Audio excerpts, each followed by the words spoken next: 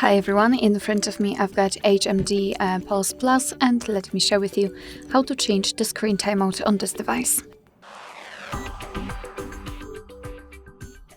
So let's start with opening the settings. Let's tap on them, and here in this general list, of course, we have to find the display. So let's tap. Then let's tap on screen timeout, and as you can see here, we've got some options from which we can choose. At the top we've got relatively short options like 15 or 30 seconds, which is currently applied, and at the bottom the longest option available in this device, which is 30 minutes.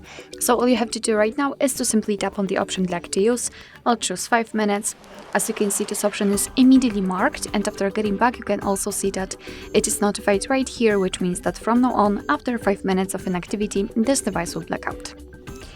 Alright, so that will be all. Thank you so much for watching. I hope that this video was helpful, and if it was, please hit the subscribe button and leave the thumbs up.